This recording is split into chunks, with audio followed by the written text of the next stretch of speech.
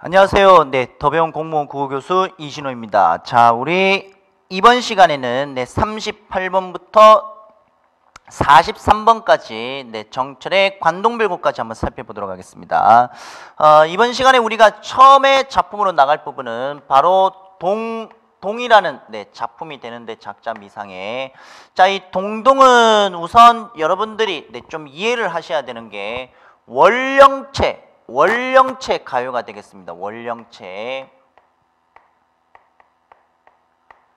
자, 원령체라는 것은 이제 달을 기준으로 했었을 때 1년을 얘기하게 되는데, 자, 정월령부터 2월령, 3월령, 4월령, 5월령부터 12월령까지 전체 12달이 되겠죠. 12달.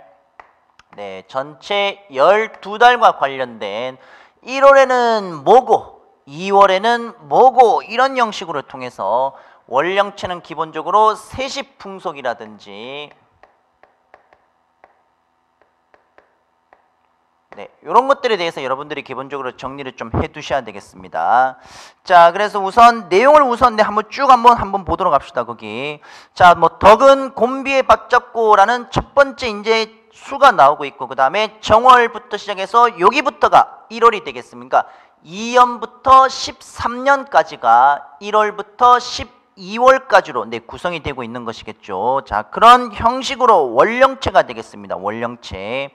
자, 그래서 우리 동동은 여러분들이 꼭 기억을 하셔야 되는 게 바로 이 원령체가 되는데, 이 원령체는 아까 제가 말씀을 드렸다시피 1년을 이렇게 12달로 나누게 되겠습니다.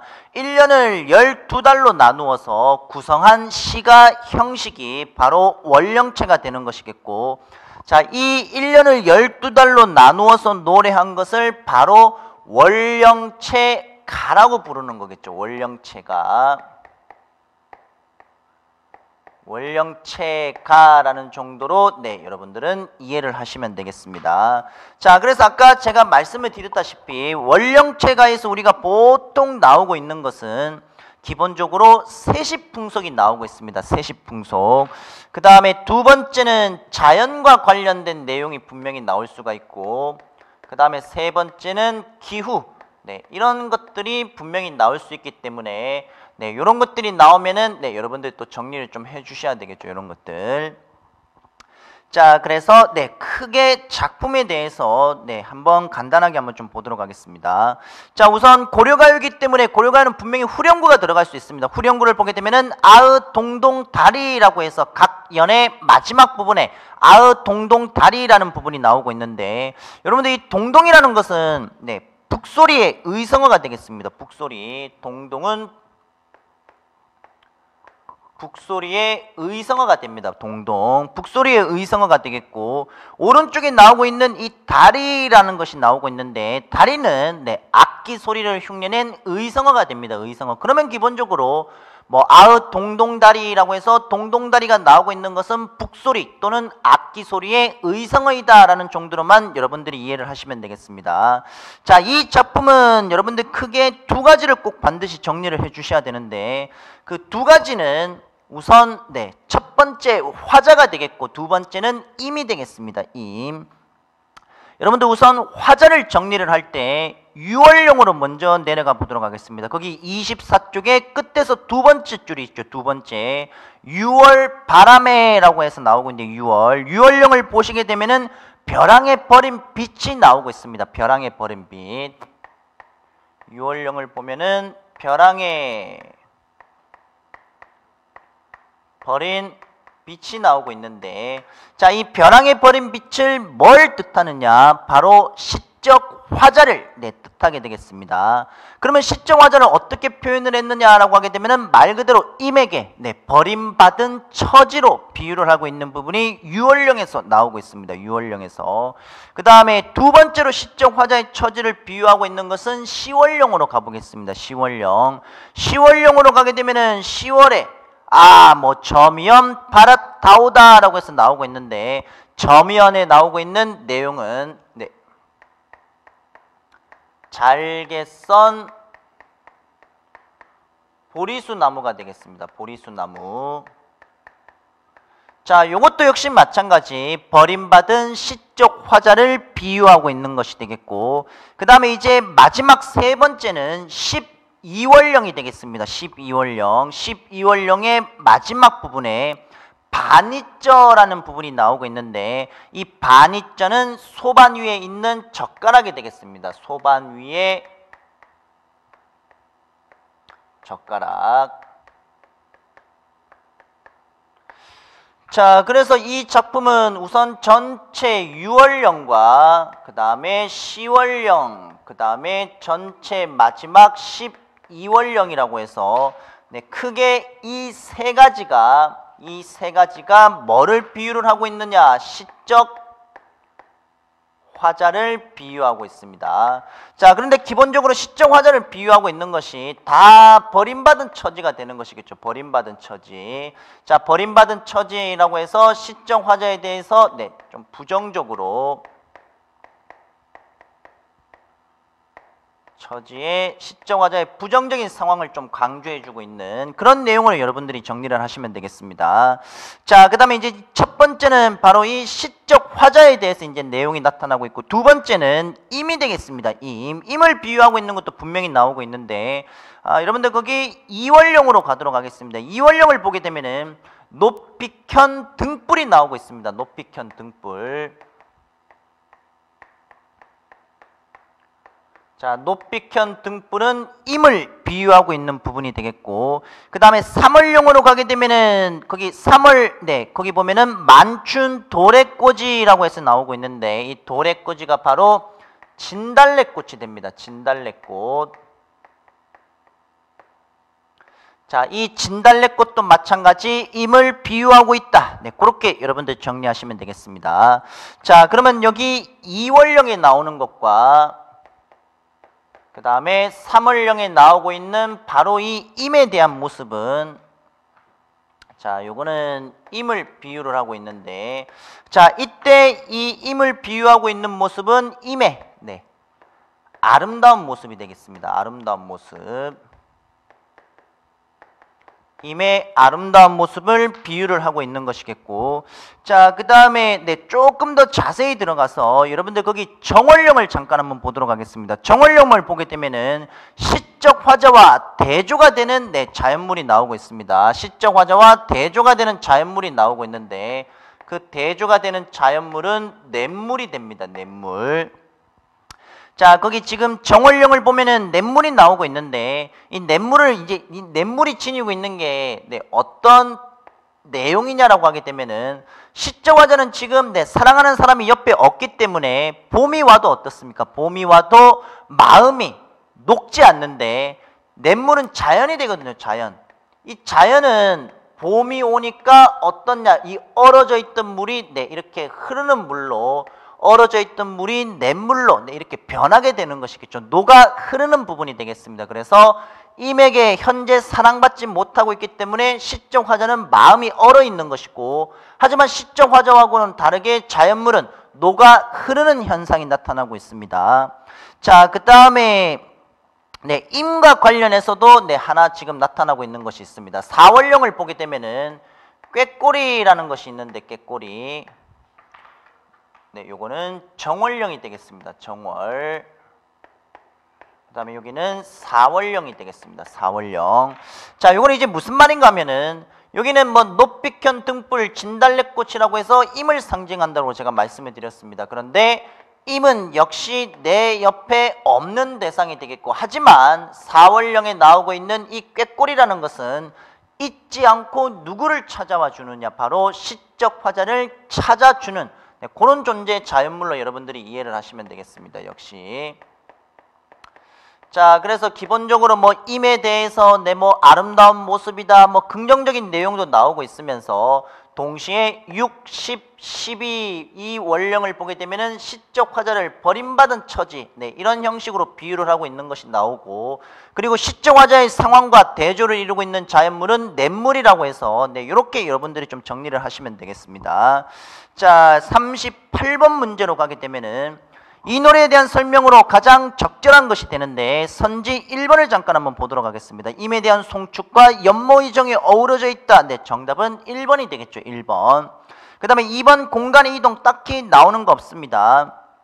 그 다음에 자연물에 의탁해서 자신의 기구한 운명을 토로하고 있다라고 나오고 있는데, 여기 이제 어떻게 보면은 약간 좀 답처럼 보이는 경우도 있지만은 결국 기구한 운명을 토로하고 있다, 그런 건 얘기하고 있지 않습니다. 운명론하고 관련해서 나오는 내용은 없고 그냥 자신의 버림받은 처지를 얘기해 주면서 마지막에 나오고 있는 이 소반 위의 젓가락이라는 것은 내가 사랑하는 사람한테 시집을 가고 싶은데 바로 이 소반 위의 젓가락은 엄한 사람이 내가 사랑하지 않는 사람에게 시집간, 그것을 비유를 하고 있는 것이거든요. 만약에 이게 기구한 운명을 토로하고 있다라고 하게 되면은 운명론과 관련해서 어떤 어휘들이 분명히 나와야 되는데, 1번과 3번을 놓고 봤었을 때 1번이 훨씬 더 가장 적절한 걸로 우리가 볼 수가 있습니다. 그래서 1번이 정답이 되고, 자, 그 다음에 39번으로 가면은 이 노래의 감상법으로 옳지 않은 것이 되는데, 여러분들 그 선지 4번을 보면은 사음보의 정형성이라든지 또는 민요 형식의 가락이 어떻게 드러나 있는지 조사해 본다라고 나오고 있는데,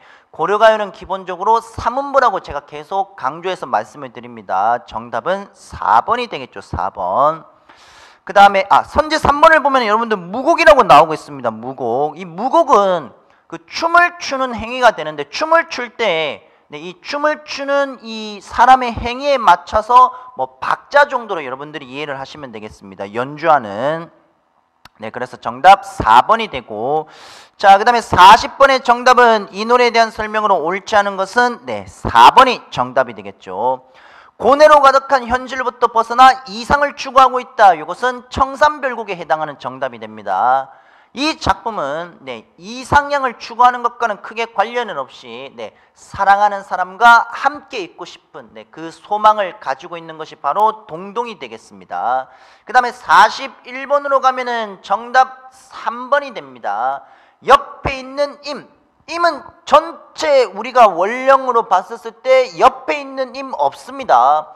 여기 보게 되면 지금 꾀꼬리라는 대상이 나오고 있는데, 이 꾀꼬리라는 대상은 철이 되면은 알아서 내 옆을 찾아와 주는 존재이지만 임은 내 옆에 없다라는 것을 계속해서 강조해주고 있는 것이기 때문에 옆에 임이 있느냐, 그러지는 않습니다. 그렇기 때문에 정답 3번이 되겠죠. 3번.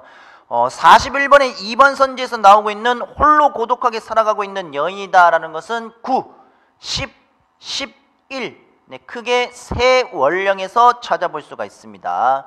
자, 그렇게 동동에 대해서 우리가 간단하게 한번 살펴봤고, 이제 관동별곡 한번 살펴보도록 하겠습니다. 자, 관동별곡이 되는데, 관동별곡.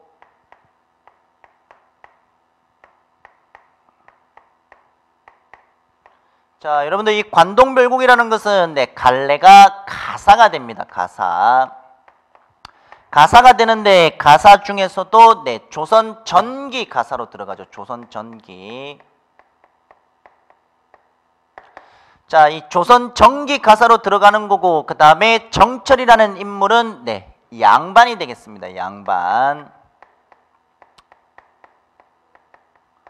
자, 그래서 조선 전기 가사, 그 다음에 양반 가사, 그 다음에 정격 가사, 그 다음에 여기는 여정, 견문, 감상이라는 기행, 그런 요소들이 들어가고 있기 때문에 기행 가사까지 해서 크게 가사의 형식을 놓고 봤었을 때 4가지로 살펴볼 수가 있습니다. 자, 이 중에서 아마 조선 전기 가사 분명히 시기니까 이거는 여러분들이 이해가 가실 거고, 정철은 양반이니까 이것도 이해 가실 겁니다. 여정, 견문, 감상이 들어가고 있으니까 기행이라는 말도 여러분들이 이해를 하실 건데, 거기 정격 가사가 무슨 말인가 하면은 요거 시조가 있습니다. 시조의 마지막 종장을 보게 되면은 3, 5, 4, 3으로 끝이 나지 않습니까? 가사는 시조의 초장, 중장 있죠.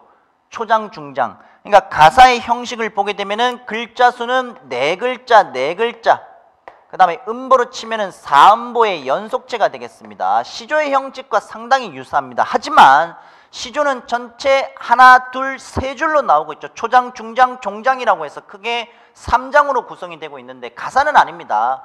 초장과 중장 부분이 파행적으로 엄청나게 길어지는 형식을 지니고 있는 게 가사가 되거든요. 마지막을 보게 되면은 정격가사는 3543 또는 3544로 해서 마지막 부분이 이렇게 끝이 나면은 정격가사가 되겠습니다.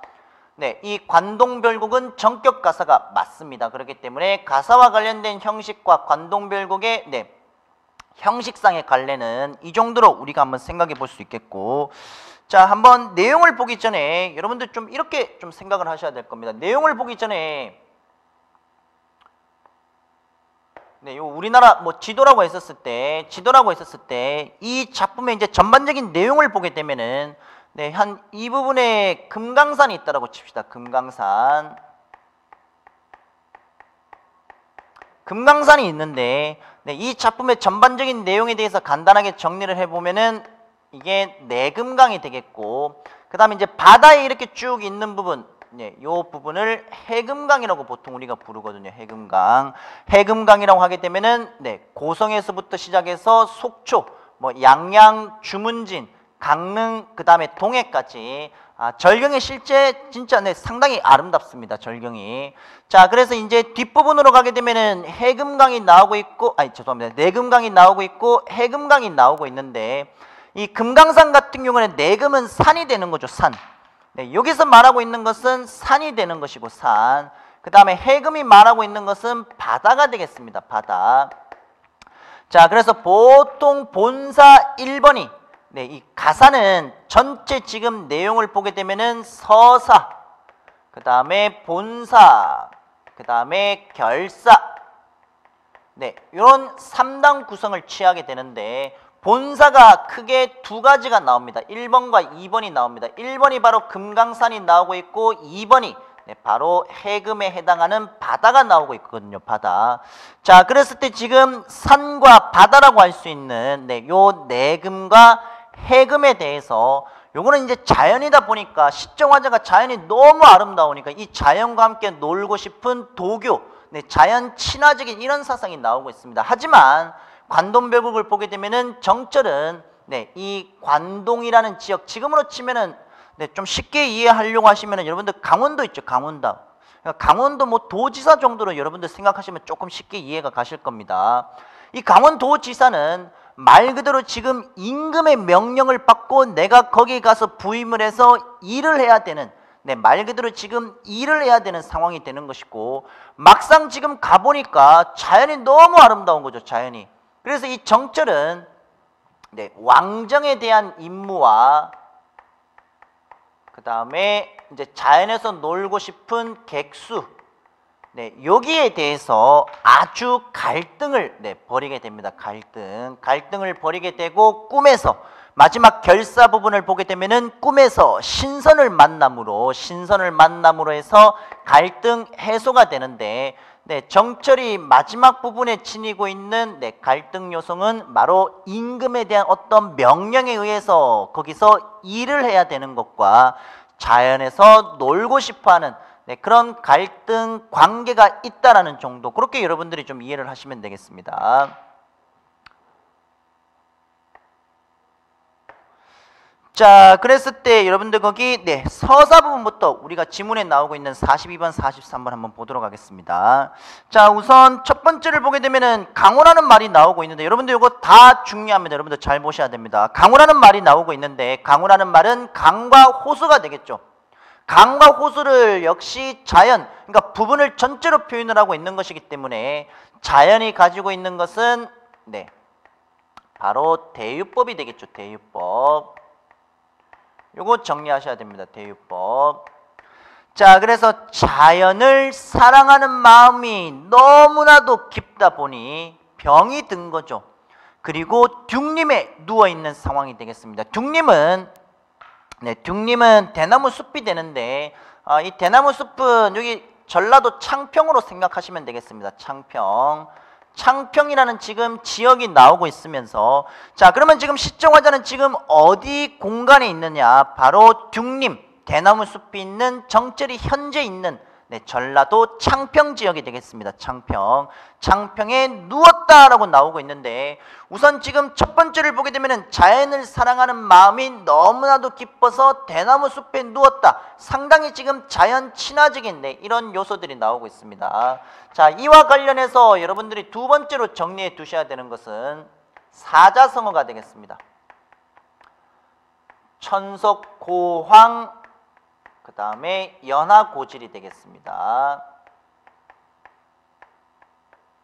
자, 자연을 사랑하는 마음이 깊다라는 사자성어가 되겠습니다. 사자성어. 자, 그리고 강호의 병이 깊어 둥림에 누웠더니, 네, 대꾸법도 성립이 되겠죠. 대꾸법. 표현상의 특징이 첫 번째 하고 있는데 상당히 많이 나오고 있습니다.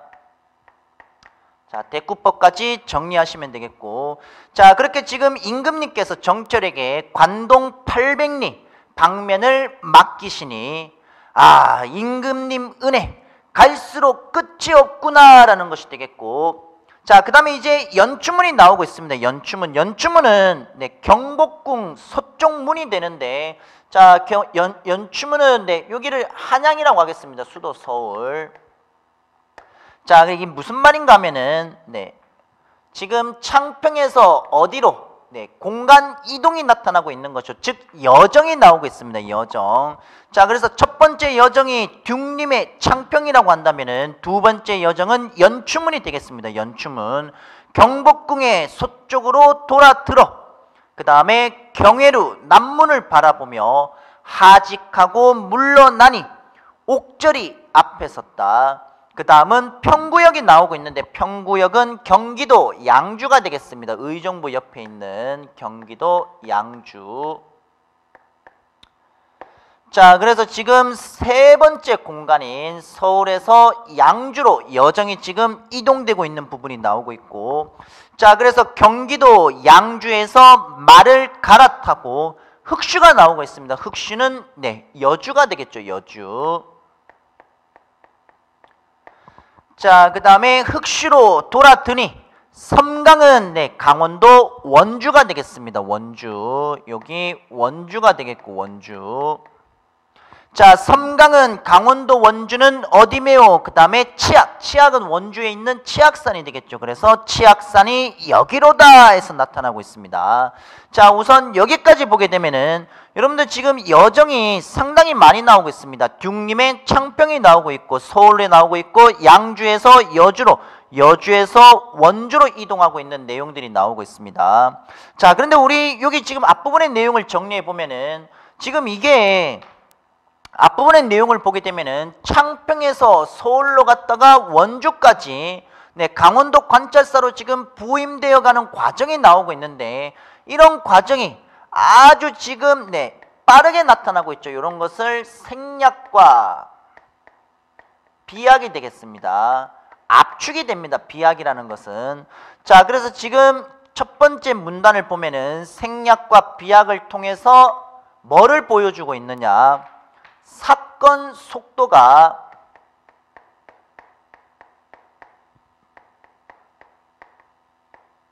사건의 진행 속도가 아주 빠르다라는 것을 보여주고 있는 내용이 되겠습니다. 사건의 진행 속도. 자, 그 다음에 이제 네, 바로 밑에 소양강으로 가도록 하겠습니다. 이 소양강은 네, 춘천이거든요. 원주에서 어디로 올라가느냐? 춘천으로 올라갑니다. 지금 춘천. 자, 그래서 지금 다음에서 바로 또 춘천으로 올라가고 있죠. 춘천으로. 자, 지금 춘천으로 올라갔는데 소양강 내리는 물이 어디로 흘러든단 말인가? 뭐 한강 상류라고 했었을 때 결국 한강 하류로 흘러가니까 소양강에서 내리는 물은 수도 한양으로 오겠죠. 한양에는 누가 있느냐? 바로 임금이 있습니다. 자, 그래서 지금 이 부분은 뭐를 뜻하느냐? 한자성으로 정리하면은 연군 지정이 되겠습니다. 임금을 그리워하는 마음, 영군 지정을 얘기하고 있으면서, 자, 그래서 소양강 내리는 물이 어디로 흘러든단 말인가? 한양으로 흘러들겠지. 이 정도가 이제 생략된 부분이 되겠죠. 임금을 그리워하는 영군 지정, 요거 하나 여러분들 정리하시면 되겠고, 자, 그 다음에 고신 거국이라는 것은 외로운 신하가 임금 곁을 떠나니, 네, 이런 형식으로 해석해 주시면 되겠습니다. 그래서 외로운 신하가 임금 곁을 떠나니, 백발은 걱정이 되겠죠. 근심 걱정이 많기도 많구나. 자, 그런데 여기도 역시 한자성어가 정리가 될 수 있습니다. 외로운 신하가 임금 곁을 떠나니 걱정이 많다라는 것은 나라를 걱정하는 마음 뭐가 되느냐? 바로 우국지정이 되겠죠. 우국지정. 네, 우국지성의 태도가 나타나고 있겠고, 자, 그 다음에 이제 어디로 또 가느냐? 동지가 나오고 있습니다. 동지는 네, 철원이 됩니다. 철원. 자, 여기 있는 강원도 철원이라고 해서, 네, 제가 지도상으로는 약간 멀게 해놨는데 실질적으로 춘천에서 네, 철원까지는 크게 멀지는 않습니다. 춘천에서 강원도 철원으로 네, 가고 있습니다. 강원도 철원으로. 자, 그래서 지금 그 강원도 철원이라는 동지, 그래서 철원에서 밤을 겨우 새어 어디에 오르느냐? 북간정에 올랐습니다. 북간정. 말 그대로 지금 철원 북간정에 올라가서 바라보는데 뭐가 보이느냐? 삼각산 제1봉이라고 해서, 지금의 삼각산은 북한산이 되죠. 북한산. 예, 북한산이 이제 옛날에 이제 불려지는 그 산 이름이 바로 삼각산이 되겠습니다. 삼각산. 자, 그래서 지금 사실 과장법이죠. 철원 북광정에 올라가서 바라보니 삼각산 제1봉이 하마터면 보일 뻔하구나 라는 내용이 되는데, 이것도 역시 똑같습니다. 임금을 그리워하는 연군지정이 되겠죠. 연군지정. 자, 그 다음에 이제 계속해서 궁황대궐터라고 나오고 있는데, 네, 요거는 후고구려 궁예가 되겠습니다. 궁예. 자, 그래서 궁황대궐터 오작, 뭐 까마귀와 까치가 지적이다라는 말이 나오고 있는데, 뭐 그때 후고구려 궁예도 역시 마찬가지 한때 번성했던 뭐 그런 시기가 분명히 있었을 겁니다. 하지만은 지금 정철이 바라보고 있는 그 철원, 네, 그 대궐터는 지금 까마귀와 까치가 지적이고 있다라고 얘기를 하면서 천고의 흥망을 아는가 모르는가라고 나오고 있는데, 이 부분은 네, 간단하게 한자성으로 정리하면 여러분들 아실 겁니다. 인생무상이 되겠죠. 인생무상. 자, 인생무상에 대한 내용이 나타나고 있으면서, 자, 계속해서 회양이라는 지역이 나오겠습니다. 회양은 철원에서 네, 금강산 이제 가기 전에 회양이라는 지역이 나오고 있는데, 자, 철원에서 네, 회양으로 이동을 하고 있습니다. 철원에서 회양으로. 자, 그래서 지금 회양으로 이동을 했는데, 이 회양이라는 지역은 이름이 한나라 지역이가 중국 한나라가 되겠죠. 중국 한나라에 있는 회양, 그 회양 지역과 이름이 같다라고 나오고 있습니다. 이게 무슨 말인가 하면은, 내가 지금 강원도 관찰사로 부임을 받아서 가고 있는데 막상 그 지역을 바라보니까 한나라 때 있었던 회양, 이 지역과 이름이 똑같은 겁니다. 그런데 이때 한나라에 있었던 급장유라는 사람이 있는데, 이 사람이 회양이라는 지역에서 아주 네, 좋은 정치를 베풀었던 네, 그런 고사가 있습니다. 그래서 정철이 생각을 했었을 때, 나도 그때 그 급장유가 회양이라는 지역에서 네, 좋은 정치를 베풀었던 것만큼 나도 역시 똑같이 좋은 정치를 베풀겠다라는 선정이 되겠습니다. 선정. 그래서 여기서는 선정의 포부가 되는 것이겠죠. 포부. 자, 그런데 이 선정에 대한 포부가 뭘 뜻하느냐라고 하게 되면은 우아미를 가지고 있습니다. 우아미. 자, 요거는 문학의 미적 범주가 되는데, 요거는 하나 정리하도록 하겠습니다. 문학의 미적 범주를 보게 되면은 있어야 할 것, 그 다음에 있는 것, 그 다음에 융합, 그 다음에 상반이 되겠습니다. 상반. 자, 이렇게 되는데, 자, 여기는 숭고미가 되겠고, 그 다음에 여기는 우아미, 그 다음에 여기는 비장미, 그 다음에 골개미가 되겠습니다. 골개미. 그런데 그리고 이 골개미라는 것은 기본적으로 풍자와 해악이 되겠죠. 풍자와 해악.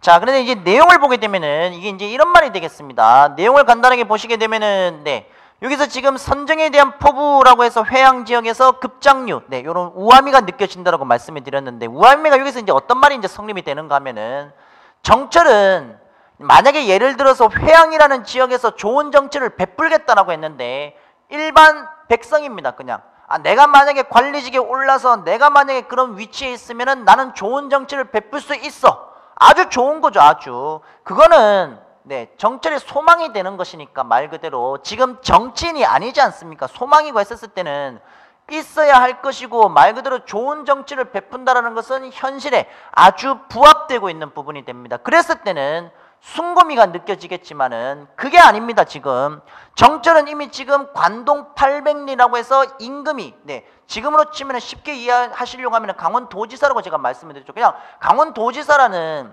지금 말 그대로 이 사람은 있는 것입니다. 말 그대로 지금 정치인이 되는 거죠.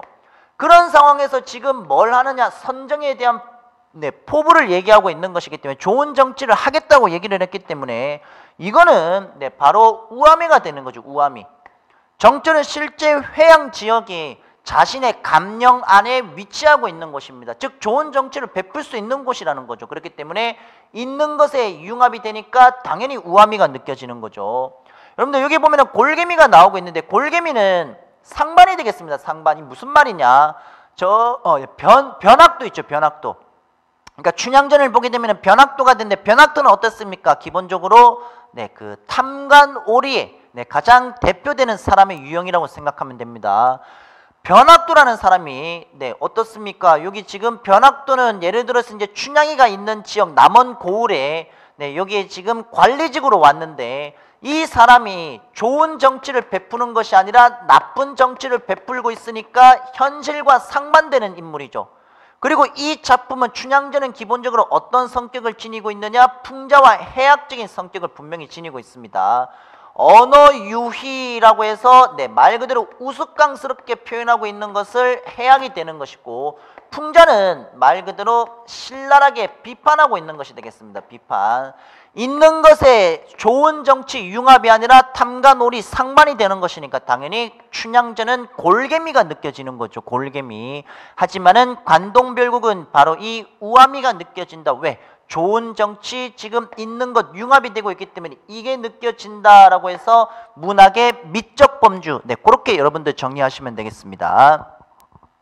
자, 그래서 이제 나머지를 보게 되면은, 자, 회양이라는 이 이름이 마침 같다라는 것이고, 급장류 풍채를 고쳐하니 볼 것인가 라고 얘기를 하면서 결국 급장류가 베풀었던 정치만큼 나도 좋은 정치를 베풀겠다, 선정에 대한 포부가 되겠습니다. 자, 그 다음에 이제 영중이 나오고 있는데, 영중은 감령안, 그러니까 정철이 베풀 수 있는 그 정치 지역이라고 생각하시면 되겠습니다.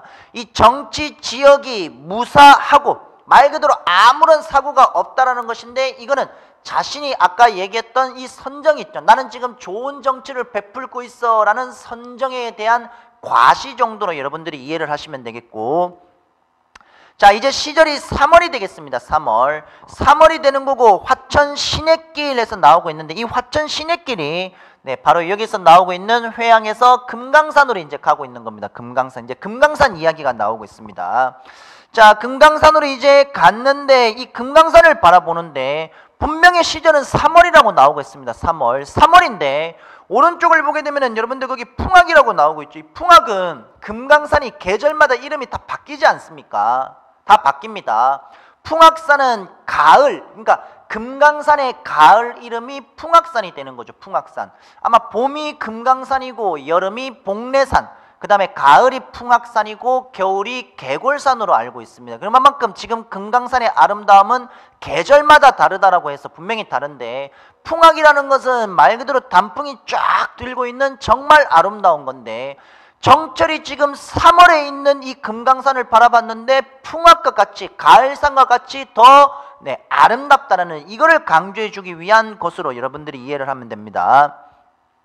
자, 그 다음에 행장을 다 털어내고 돌길에 지팡이를 짚어가며 백청동을 곁에 두고 만폭동이라고 해서 만폭동 폭포가 되겠습니다. 만폭동 폭포. 이 만폭동 폭포라는 것은 여정이 되겠고 이쪽으로 들어갔는데, 자, 지금부터 이제 원간염은 무조건 폭포가 되겠습니다. 원간염은 폭포인데 이 원간염을 폭포를 어떻게 비유를 하고 있느냐. 첫 번째는 무지개가 되겠죠. 은 같은 무지개라고 표현을 하고 있습니다. 은 같은 무지개. 두 번째는 옥 같은 용의 꼬리가 되겠고, 자, 그 다음에 바로 밑에 멀리서 들을 때는 천둥 소리 우레, 가까이 와서 바라보니 하얀 눈. 폭포가 아래 지면에 떨어질 때 하얀색 있지 않습니까? 그것을 하얀 눈, 이런 형식으로 표현을 하고 있습니다. 기본적으로 뭐뭐 같은이 들어가고 있으니까 우리가 밑줄 그어진 기억을 보게 되면은 우선 첫 번째 은유법, 두 번째 직유법, 그리고 멀리서 들을 때 원경이 되고 가까이 와서 보니 근경이 되겠죠. 즉 원경에서 근경으로 시상이 전개가 되고 있으면서 멀리서 들을 때는 또 역시 청각적 심상, 가까이 와서 보니 시각적 심상이 되겠죠. 시각적 심상. 그 다음에 은 같은 무지개, 옥 같은 용의 꼬리는 대꾸법까지 성립이 될 수 있습니다. 기억 부분에서 이 폭포가 원간염이고 이 만폭동 폭포를 설명하는데 아주 다양한 표현상의 특징들이 들어가고 있습니다. 여러분들 이런 것들 정리 다 해주셔야 되겠습니다. 자, 그 다음에는 이제 금강대라고 해서 또 다른 여정으로 가고 있는데, 자, 기본적으로 지금 이 지역적인 색깔에 대한 여정은 제가 다 정리를 해드렸고, 지금 이 내금강, 이 금강산에서 지금 만폭동이 나오고 있고, 그 다음에 두 번째가 금강대라는 곳이 나오고 있습니다. 금강대. 자, 이 금강대는 어떤 현상으로 여러분들이 이해를 하시면 되는가 하면은 여기서 자신을 신선에다가 비유를 하고 있습니다. 신선. 이 무슨 말인가 하면은 학이라는 게 나오고 있는데 이 학이 날개짓을 하면서 자기를 인포로 알아보는 내용이 나오고 있습니다. 인포는 중국에서 나오고 있는 고사로서 인포라는 사람이 있다라고 했었을 때 인포라는 이 사람이 하는 행위를 보니까 신선과 같다라고 해서 그때 당시 많은 사람들이 인포라는 어떤 이름을 얘기했을 때는 신선, 은유법이 되겠죠. 그래서 학이 나를 인포로 알아보고 지금 날개짓을 한다라는 것은 결국 자신을 인포는 결국 신선이니까 자신을 신선에 비유하고 있는 도교 사상이 나오고 있습니다. 도교 사상. 자, 그랬을 때 저희 두 문제 정리하고 이번 시간에는 여기까지 나가도록 하겠습니다. 자, 42번을 보면은 우선 1번 나오고 있습니다. 생략과 비약을 통해서 속도감 있게 전개하고 있다. 맞겠고, 2번 선지를 보면은 내용은 허구적이지만 화자는 나라에 대한 걱정을 효과적으로 드러내고 있다. 내용 허구적 아닙니다. 사실에 기반하고 있습니다. 사실. 시간의 경계에 따라 당연히 여정이 들어가고 있기 때문에 시간의 경과 나오고 있습니다. 그 다음에 율문의 장점을 활용한 율문이라는 것은 바로 이런 것들이 되겠죠. 가사가 지니고 있는 특징들이 되겠습니다. 이런 특징들을 통해 음악적인 효과를 거두고 있다. 맞습니다. 그 다음에 43번 기억에 대한 설명으로 옳지 않은 것, 원근 나오고 있죠. 원경에서 근경, 멀리서 가까운 것 나오고 있습니다. 동화적인 상상력을 구체화한 것이 아니라 이 폭포, 만폭동이라는 이 폭포가 가지고 있는 장관, 이 장관에 해당하는 모습을 비유로 설명하고 있는 내용이 되겠습니다. 그 다음에 무지개라든지 용의 꼬리, 원간염은 폭포이다. 맞습니다. 자, 그 다음에 우리는 폭포의 소리를 빗댄 표현이다. 역시 맞겠죠. 그래서 43번의 정답은 2번이 되겠습니다. 자, 그래서 우리 이번 시간에는 동동과 그 다음에 정천의 관동별곡에 대해서 가사에 대해서 한번 살펴봤습니다. 자, 그러면은 다음 시간에 송미인곡이라는 이제 정철 이 작품 44번에서 이어서 나가도록 하겠습니다. 수강이 강의 열심히 공부해 주셔서 관동별곡은 여러분들 여기 나오고 있는 것들 마지막으로 이제 조금만 더 말씀드리면 관동별곡은 여러분들 이 내용들에 대해서 기본적으로 조금만 더 좀 정리를 좀 해주셔야 될 겁니다. 왜냐하면 워낙 다양한 표현이라든지 비유 이런 표현상의 특징들이 상당히 많이 들어가고 있기 때문에 이런 것들만 조금만 더 정리해 주시면 되겠습니다. 자, 그래서 이번 강좌는 여기서 마치겠습니다. 다음 강좌에서 뵙도록 하겠습니다. 고생하셨습니다.